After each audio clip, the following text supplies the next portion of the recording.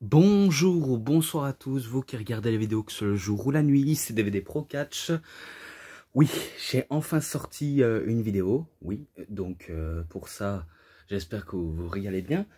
Et que là, je fais, on va dire, cette dernière vidéo pour aujourd'hui, car vu comment vous aurez peut-être remarqué que voilà, je suis en plein visionnement de mes DVD que j'ai achetés. Et que actuellement j'en ai encore une petite pile et je crois que ce sera pas la dernière. Donc oui, ce sera pas la dernière du tout, mais voilà. Pour ça, je vais vous montrer les DVD que je vais vous présenter. Donc tout d'abord, Star avant d'être Catch, enfin Catch Star avant d'être une star, quoi. Sur Rey Mysterio Junior, oui, il y a le petit autocollant de Batista. Et plus Catch Masters de l'époque NWE Power Catch, avec tous les grands noms qui sont passés par là aussi. Oui, vous allez peut-être dire, ah ça c'est un CD de musique. Oui, je l'accorde, c'est un CD de musique, mais celui-ci en DVD bonus, eh ben, il n'y a que les matchs, et tandis que le premier DVD, c'est que des musiques de meilleurs groupes de métal.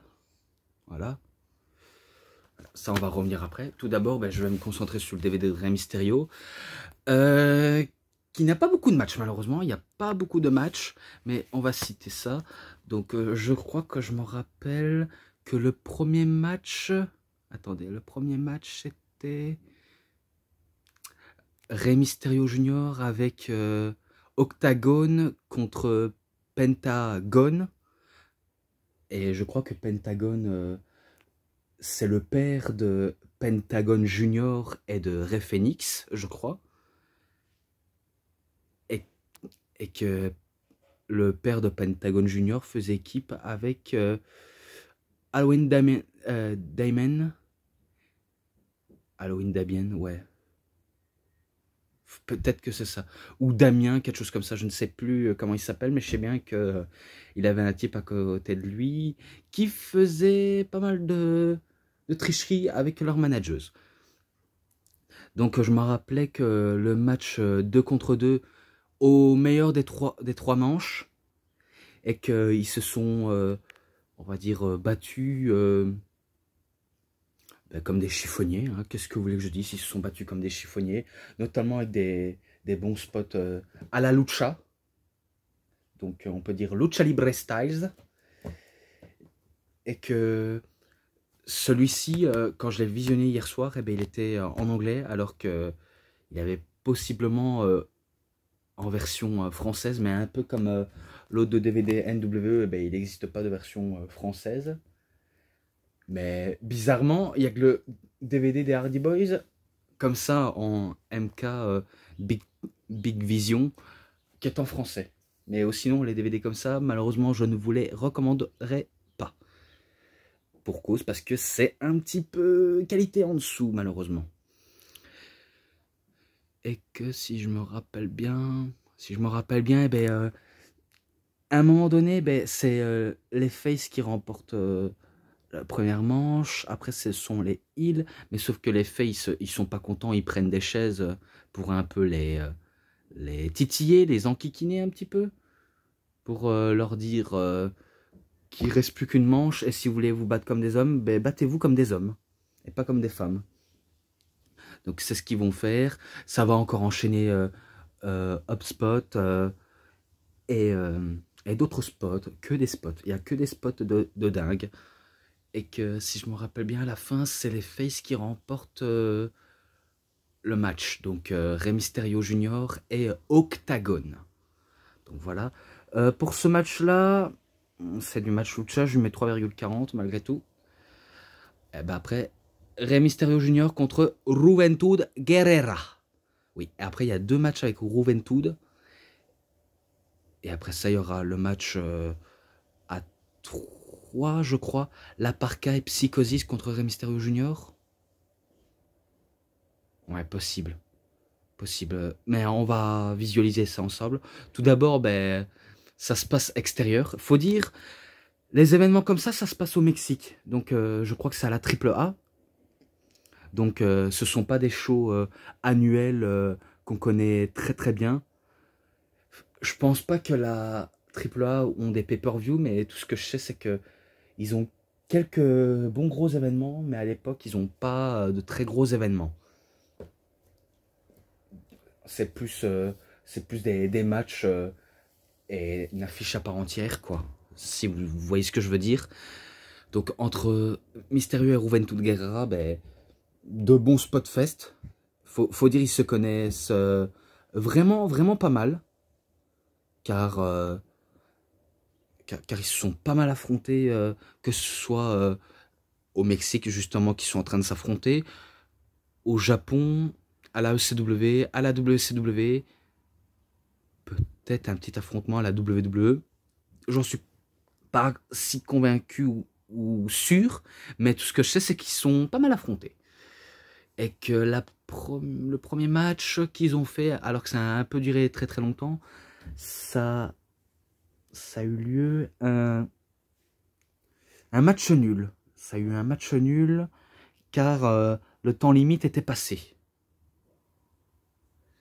Ou alors arrêt du temps, on peut dire ça comme ça, mais voilà. Pour ce match-là, ben, 3,50 pour celui-ci. Après, ben, la revanche, cette fois-ci dans une salle et pas dans extérieur. Et que là, ils vont encore faire que des bons spots. Vraiment que des bons spots. Et faut dire c'est des bons spot fest assez assez connus aussi, hein, de la part de Rey Mysterio et Juventud. Mais bon, voilà. Si je me rappelle bien, après avoir échangé que des prises lucha, je pense pas qu'ils ont échangé des prises puro, mais c'est plus de la lucha. Eh ben, il y avait des gars qui intervenaient et qui gâchaient le match. Donc ça a fini en double disqualification, je crois. Vu comment Rey Mysterio et Juventud Guerrera sont fait tous les deux attaquer par les catcheurs Hill, alors qu'ils n'ont rien à faire être là. Je crois que c'est l'équipe Halloween. Je ne sais plus les mecs qu'il y a dedans, mais je sais bien qu'ils les ont attaqués. Et voilà quoi, c'est tout ce que je pourrais en dire malheureusement. Et après, ben, le match triple menace entre Rey Mysterio Jr. contre Psychosis et contre LA Park, la Parka. Donc, un match ben, lucha triple menace. Vous savez à quoi ça donne. Que des matchs lucha. Et Psychosis et Rey Mysterio, c'est vrai que c'est aussi que des bons spot fest. Vu comment ces deux-là se connaissent très bien. Même la Parka également se connaissent parfaitement bien, je pense. Hein. Je crois qu'il faudrait que j'aille vérifier sur YouTube le match entre la Parka et Rey Mysterio s'il a vraiment eu lieu. Normalement, des choses comme ça a eu lieu. Un peu comme avec Ultimo Dragon ou avec Joshin Tender Lager et d'autres gros noms, même comme Super Calo. Vous avez compris. Je vais pas, on va dire, trop m'attarder dessus, si ce n'est que l'un des trois hommes pourrait remporter le match. Et là, on se dit peut-être que c'est la Parka. Ah ben non, peut-être que c'est Psychosis. Et si vous êtes fan et pur fan, vous savez très bien que c'est Rey Mysterio. Et après un moment d'inattendu, également, c'était Rey Mysterio qui bat, si je crois bien, en dernier Psychosis, vu comment la Parka c'est un gros morceau. Je crois qu'il fait enchaînement technique, relais acrobatique sous les cordes pour mieux, on va dire, faire le tomber. Donc c'est victoire de Rey Mysterio Jr. et ça conclut le DVD. Pour l'autre, je ne sais pas si je l'ai noté, mais je lui mets un 3,50 comme le premier affrontement entre lui et Juventud Guerrera. Et celui-ci, ben, 3, allez, 50 aussi. Voilà. 3 fois 3,50. Et que voilà quoi, il n'y a pas grand chose à dire au niveau de ce DVD, vu comment j'ai déjà tout dit ce que je savais. Mais malheureusement, s'ils avaient fait des listes de matchs, j'aurais absolument tout compris. Mais là, ce n'est pas le cas. Maintenant, Catch Masters. Donc on va citer que le DVD des matchs et pas les DVD de musique. Même si j'avais dit, mais bon, je le dis un peu ça dans le vent. Et les commentateurs, ben, ce sont Célian Varini et Bertrand Millard. Ouais. Et que je me rappelle un peu sur Club RTL, ben, la NWE. Voilà, je découvrais ça par hasard. Et je voyais la plupart des catcheurs que j'avais déjà vus à la WWE. Et d'ailleurs, c'est exactement le cas. C'est pas pour rien qu'ils ont mis les noms, attendez. Ils ont mis ben, Ultimate Warrior, qui était à la WWE. Bien sûr, dans les années 80, 90, voilà. Orlando Jordan, lui aussi était à la WWE. Kishi, si vous ne savez pas qui c'est, ben, il s'agit de Rikishi. Donc c'est pour ça qu'il a un peu changé de nom. John Mordeski, non, c'est pas John Mordeski, c'est Chris Mordeski. Et Chris Mordeski, c'est qui pour vous? Attention, vous savez peut-être qui c'est ou non. Eh ben, c'est Chris Masters. Voilà. Eh ben, il s'agissait de Chris Masters, qui est déjà aussi catché à la NWE. Et après, il y a Vampire Warrior. Donc, le guerrier vampire. Vous ne savez pas qui c'est le guerrier vampire? Eh bien, il s'agit de Gangrel. Oui, Gangrel. Vous avez bien compris. Il y avait aussi Rob Van Dam aussi qui catchait à la NWE. Rob Van Dam également. Et Ultimo Dragon. Oui, Ultimo Dragon catchait aussi à la NWE. Et John Heidenreich, qu'on se rappelle presque ou non de lui. Vampiro également, Vampiro. Et Ekimo, donc Ekimo qui est Umaga. Après, il y avait aussi Mr. Kennedy, Anderson, appelez-le ce que vous voulez. Mais ils sont passés par là. Ils sont absolument, vraiment passés par là. Et que, si je crois bien, c'est en 2008-2009. Et que, en commentateur, ça j'avais déjà dit, Céline Vareni, ben, il est toujours fidèle à ce qui est du catch en France, un peu en Belgique, etc. Et qu'il y avait un autre commentateur, je crois qu'il s'appelait Alexandre Delpry. Je sais pas si c'est lui que que EG13105 s'adressait à lui. Ou alors de dire pareil, l'autre qui commente, il s'y connaît encore moins que nous tous, on ne sait pas s'il regarde du catch. Donc moi je me suis dit, est-ce que c'est Céline Vareni ou Alexandre Delpry ou peut-être Bertrand Millard? Ça dépend qui, mais en tout cas, je sais bien que j'ai le DVD NWE en version MK de Big Vision. Eh ben, il n'y a pas de commentaire français malheureusement. Donc c'est une petite erreur, mais je ne vais pas trop l'engrainer. Mais bon. Et si jamais ça vous intéresse, il y a une chaîne YouTube qui concerne des anciens catch et qu'il existe aussi des vidéos en version française. Je crois qu'il s'appelle... attendez. Il s'appelle Nostalgie Mania Wrestling. Nostalgie Mania Wrestling. Essayez de trouver le nom. Donc vous marquez Nostalgie Mania après Wrestling. Tout simplement. Et d'ailleurs, il y a un truc que je ne savais pas sur Saïd Ahmed Bischoff. C'est que lui aussi, il a une chaîne YouTube où il avait mis pas mal de vidéos de l'époque de Canal+ concernant le catch. Du côté de Raw. Ouais, du côté de Raw. Et Superstars et d'autres gros événements où il a été commenté par Édouard Carpentier et Guy Auré. Non, je ne plaisante pas. Saïd Ahmed Bischoff et il a une chaîne YouTube comme ça. Donc si tu passes par là, sache que je te salue, voilà, je te fais coucou. Voilà, si tu passes par là, ben, je te fais un petit coucou. Et en plus, ta Minerve de YouTube, c'est ben, des cassettes VHS de l'époque WCW. Je me suis dit, j'espère c'est qu'il a vraiment une vraie collection de ça parce que faut dire c'est tellement rare de trouver des cassettes VHS WCW, WWF, WWE, peu importe quelle fédération, eh ben c'est extrêmement dur. Donc assez parlé de ça, voilà, on va passer au match. Donc tout d'abord Supernova contre Jungle Pack.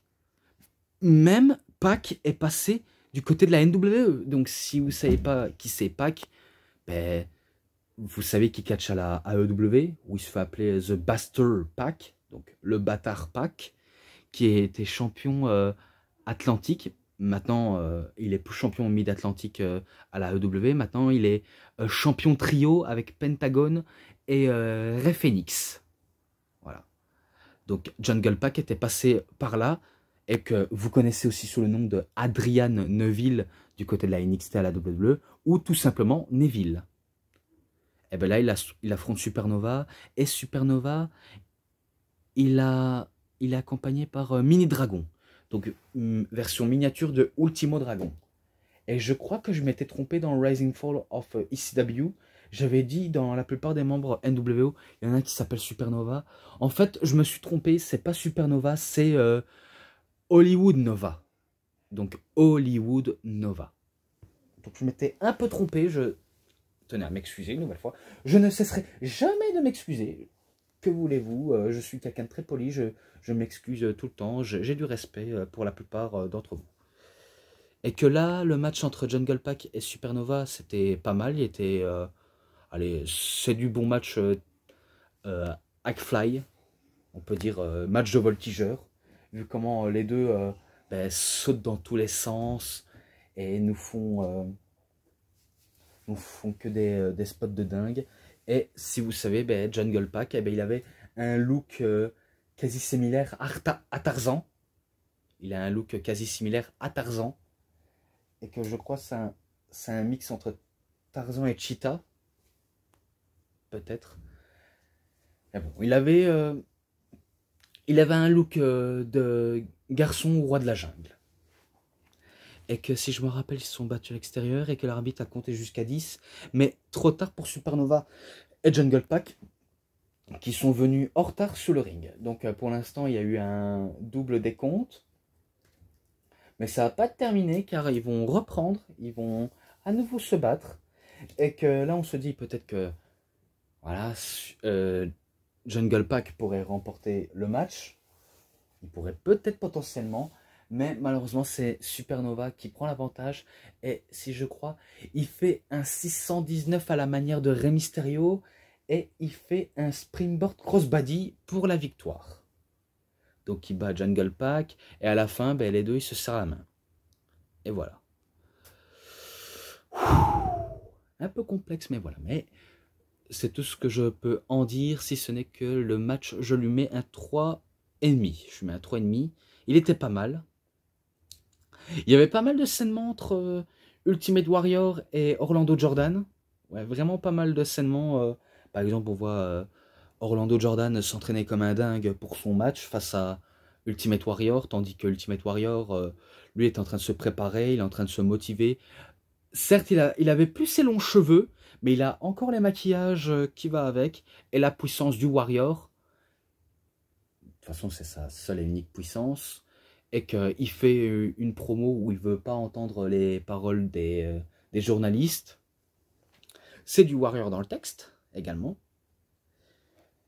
Assez au sainement maintenant. On passe au match suivant. C'est un match hardcore entre Vampire Warrior et Raven. Il y a un petit sainement entre Eclipse et Bret Idol.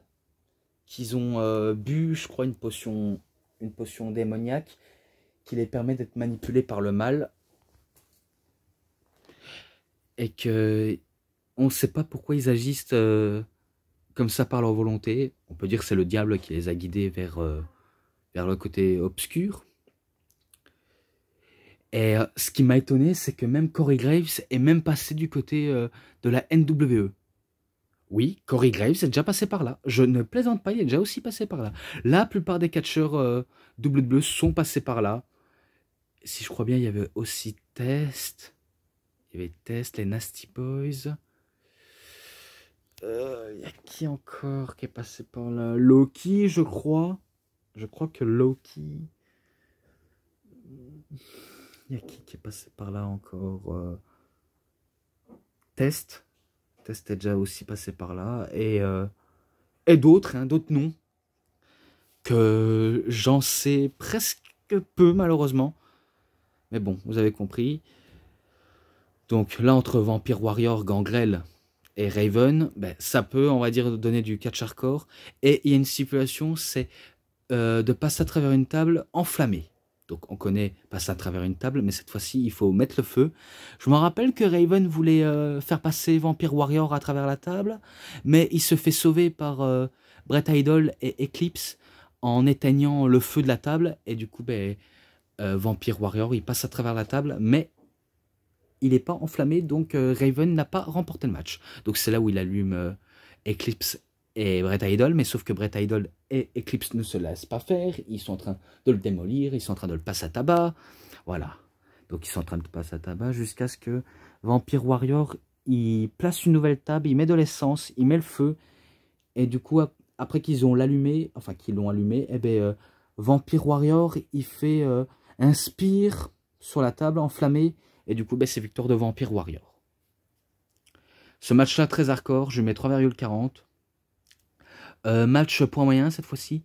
Matt Cross en tant que Spartan 3000. Donc oui, pourquoi Spartan 3000? C'est parce que il a vu le film 300 et ça parle des gladiateurs.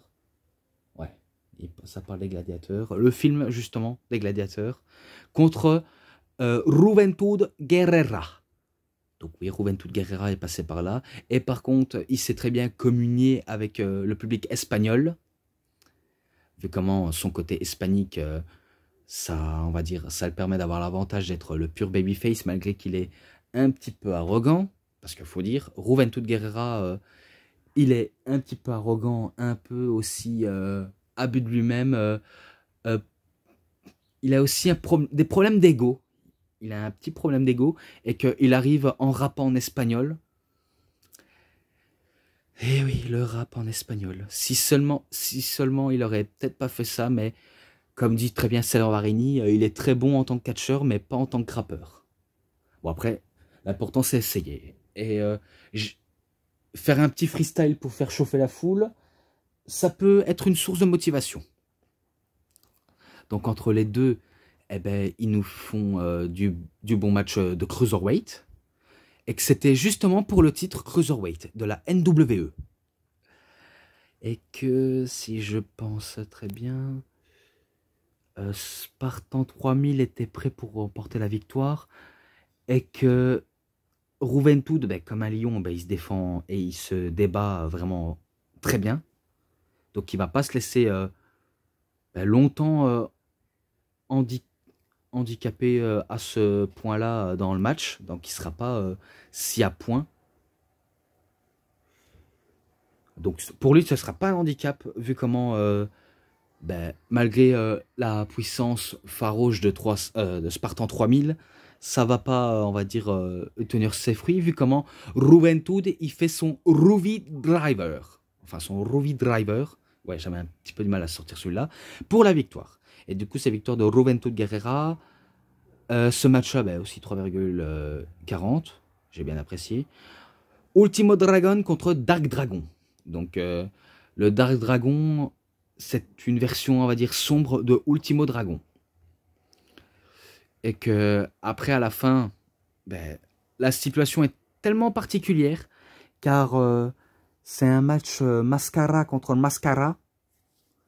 Et que Ultimo Dragon, vous savez bien que c'est un catcheur japonais qui a fait, on va dire, sa renommée au Mexique. Et que maintenant, c'est en Europe. Et qui se fait vraiment attaquer par Dark Dragon, qui l'en veut pour une toute autre raison, et que je me rappelle que Dark Dragon n'avait pas hésité à essayer d'arracher le masque de Ultimo Dragon, et que Ultimo Dragon, ben, ils se sont un peu vexés, et pas envie d'avoir le déshonneur de ses pairs pour les porteurs de masques, et ben, ils décident de se venger, de le donner une bonne correction, tout en droit chemin, envers Dark Dragon. Donc je me rappelle, il y avait des kicks spéciales qui arrive dans la boîte à pain, donc dans l'abdomen, dans le bide, ce que vous voulez, et qu'après, si je crois bien, il bat justement Dark Dragon. Et que normalement, c'est Dark Dragon qui doit retirer son masque, et du coup, il le fait, et que là, on apprend que c'est, on va dire, l'élève de Ultimo Dragon, un peu comme l'élève de Supernova et de Mini Dragon. Mais voilà. Ce match-là, ben, 3,5. Voilà, je mets 3,5. Plus que 2 matchs après, c'est terminé. Ouais, plus que 2 matchs. Kishi et Black Pearl contre Chris Mordeski et John Heidenreich. Oui, qui est Heidenreich ou Heidenreich, peu importe le nom que vous l'abordez. Eh ben, c'est un match par équipe. Et que Chris Mordeski et John Heidenreich étaient envoyés par Orlando Jordan pour un peu mettre à mal Kishi et Black Pearl. Et je ne savais pas, c'est que Black Pearl et Rikishi sont réellement cousins. Ah, faut dire, j'ai un petit peu oublié les noms dans l'équipe des Samoans, enfin, dans l'équipe des Samourans à la WWE, mais c'est chaud quand même, c'est vraiment chaud. Pour moi, c'est pas un match en toute difficulté pour Kishi et Black Pearl, vu comment ils battent John Heidenreich et Chris Mordeski de manière clean. Donc on sait bien que le Sting Face ou prise tentée de Black Pearl, et que je sais bien que Chris Masters, qui est Chris Mordeski, a tenté son Master Lock, mais ça va pas passer, et du coup il se fait écraser par Kishi. Voilà, donc c'est victoire de Kishi et Black Pearl. Ce match-là, 3,5 également. Ensuite, le main event. Ultimate Warrior contre Orlando Jordan pour le titre du monde poids lourd de la NWE. Fédération... Non, pas fédération. Hein. Non, NWE, c'est la fédération entre Suisse, Italie et Espagne. Vu comment ils faisaient des tournées entre 3 pays. Peut-être en France, mais c'est tout ce que je peux savoir. Alors, après plus de 10 ans à cette période-là, en 2008-2009, peu importe les années où ça a passé, il remonte sur les rings et il veut prouver qu'il a la niaque, qu'il peut, on va dire, tenir le rythme face aux jeunes, à la personne de Orlando Jordan qui va un peu le mettre à mal, mais vous connaissez bien le Warrior, c'est lui qui a le dernier mot, on ne peut pas le douiller à ce point-là, vu comment il a un ego surdimensionné, qu'il a des propos un peu tendancieux. Je peux vous le garantir, il a des propos un peu déconnectés. C'est tout ce que je peux dire. Il a des propos tellement déconnectés. Et que sa femme et ses 2 filles étaient présentes aux abords du ring. Et que si je crois bien, il se faisait réellement appeler Warrior en nom de famille. Vu comment à l'époque c'était Jim Elwing. Et que maintenant c'est modifié en Warrior.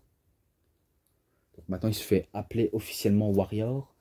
Et qu'il va battre Orlando Jordan avec des séries de coups de bélier dans l'épaule ou dans le torse. Et qui remporte le match. Donc malheureusement, il n'y aura pas de splash en courant des cordes.